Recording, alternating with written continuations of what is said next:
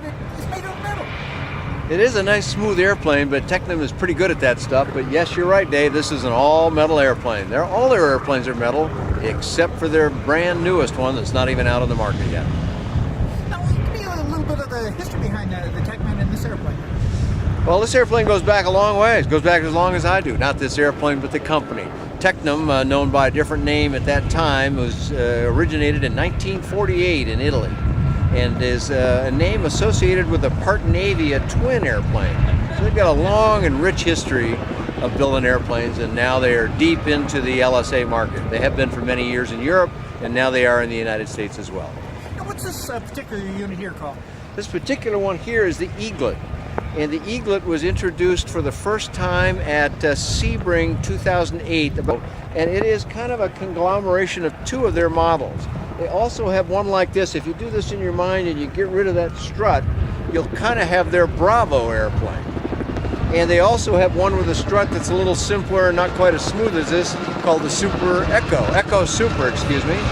And when you put those two together, the Bravo and the Echo Super, voila, you have the Tecnam Eaglet.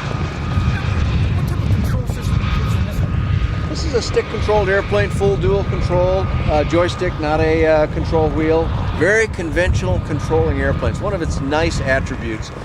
Several pilots that have flown this and have flown several LSA, say, this one's got a very natural feel to it. You kind of do what you want. It's not spring-loaded in any direction. Where you put the controls is where they go very nicely and smoothly. One of its strongest attributes is its handling, and that's what makes it such a good flight school trainer as well. And what type of spectrum are we looking at for performance? This one is not their absolute fastest. The existence of a strutted configuration alone is going to take a mile or two an hour off of it, but it's a nice cruising airplane that's capable of about 110 knots cruise, which puts it in the near upper range, although not absolutely the pinnacle of performance.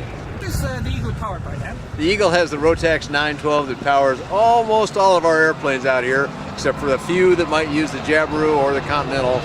Rotax dominates. The entire Tecnam line of airplanes uses 912s, and in fact one of their airplanes introduced here at Oshkosh, not a light sport, is the Tecnam Twin that uses two of them. They really like the Rotax 912.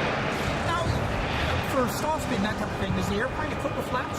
The airplane is equipped with flaps. It's got a really nice flap setup on it. And again, just like the control system, the flaps operate so smoothly and nice on this airplane. It can slow down very nicely to the minimum of about 40 knots. The minimum is 45 knots, but they get it a little lower than that through a nice, it's got a nice thick airfoil you can see here. So. Now, how long has this airplane actually been out on the LSA list? This has been on the LSA list since Sebring of 2008 when they introduced it. They came out, they were all ready at the time. This is a company that knows all about building type certificated airplanes. So for them to build a light sport aircraft and meet the compliance to ASTM standards is not very hard at all.